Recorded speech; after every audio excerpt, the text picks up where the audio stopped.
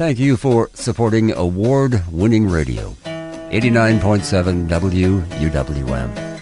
This is where you get NPR News, award-winning local journalism, great conversation, public radio entertainment, great music, and it's listener-supported. You make it possible. 89.7 WUWM, Milwaukee Public Radio.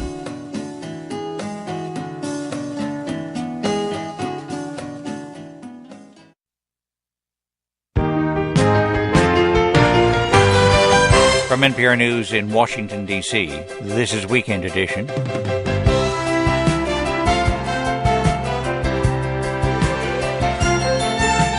I'm Scott Simon. One of the most famous people of the 19th century was a woman who couldn't hear, speak, smell, or taste. Kimberly Elkins has written a novel about the remarkable Laura Bridgman. The average person wakes in the darkness and can turn on the light, and her darkness was perpetual. Kimberly Elkins later this hour on What is Visible. Also later, how upgrading the Panama Canal forces U.S. ports to do the same.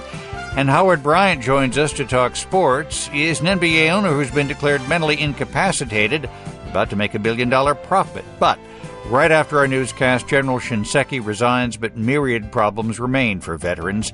Today is Saturday, May 31st, 2014. Mandolin fever swept the United States in the early 20th century, and alas, they didn't have a cure in those days.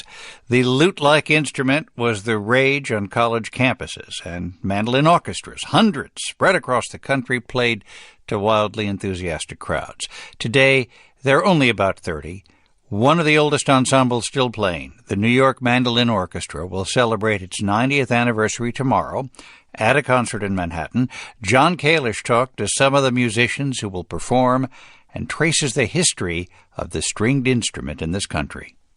The New York Mandolin Orchestra rehearses most Tuesdays at an apartment complex for seniors in Manhattan. Okay, let's do that again. Remember, we're stretching 3.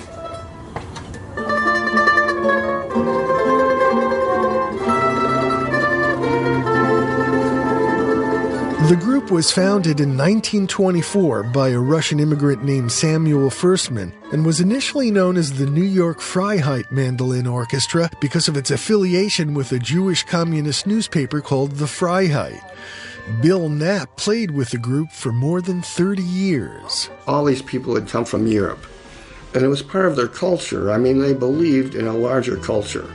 It was very important to them that they play this music, that they learn it, they pass it on.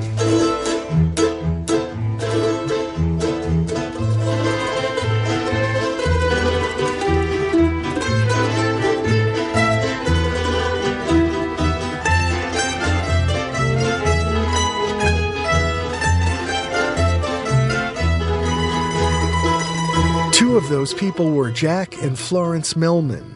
When I spoke to them in 1992, they said they moved to New York from the Soviet Union. I was with the orchestra 45 years.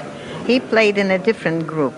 The American Mandolin Orchestra for about 22 years. Believe it or not, we played in Madison Square Garden once. Both of the Melmans have passed away since then, and that was a problem many orchestras faced by the 1970s. When Barry Mitterhoff joined the New York group, he got his first mandolin as a teenager from his Aunt Sylvia, who had played in a mandolin orchestra in Newark, New Jersey. By the time I got involved, there were very few, quote-unquote, younger players, which included anybody under 50. Most of the members were senior citizens, and some of them were couples. They all worked in factories and sweatshops. Unions and labor groups organized their own mandolin orchestras. As membership began to expand, the instruments themselves began to evolve. The first mandolas and mandocellos started being produced in this country in the late 1800s, extending the range of the ensembles. Think violas and cellos in a string quartet.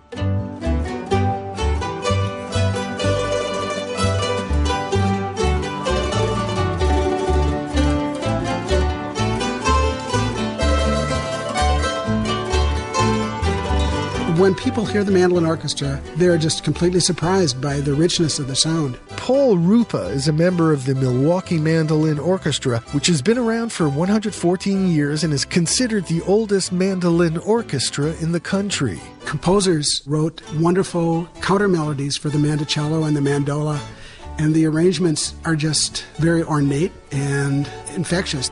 And melody was key, so people could really understand the music easily.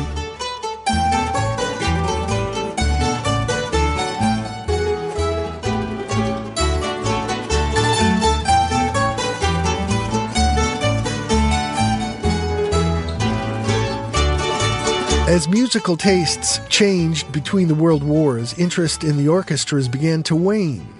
There was a revival in the late 1970s and 80s, sparked in part by bluegrass mandolinists. Lucky Checkley has been a member of the New York Mandolin Orchestra for 25 years. At a rehearsal, he says the group's repertoire has evolved from largely classical and European folk music to one that includes jazz and pop. We've done that consciously to try to get a newer audience who are not so involved in just listening to Haydn and Handel. It has been working, not only for players, but it's been working a bit, getting younger people to come listen to us.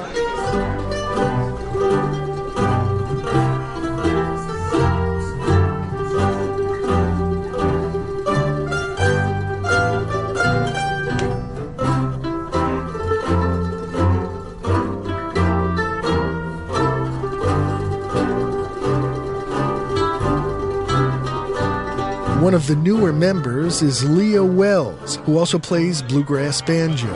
Some of the bluegrassers I know dip into classical mandolin playing, and I've gone and seen them. I always enjoyed it, but I just hadn't occurred to me that it was something I could do. Wells joined the New York Mandolin Orchestra just 2 months ago. Irene Roberts, on the other hand, joined back in the 1980s when Barry Mitterhoff was the orchestra's concertmaster. When Roberts was a kid, her mother was a member. When I first started, Barry said to me, when you join the orchestra, it's for life. You don't play 1 year, it's for life. And he's right. For NPR News, I'm John Kalish in New York. B.J. Liederman writes our theme music. Do you think he can score it for the mandolin? Stay tuned. Let's find out. This is Weekend Edition from NPR News. I'm Scott Simon.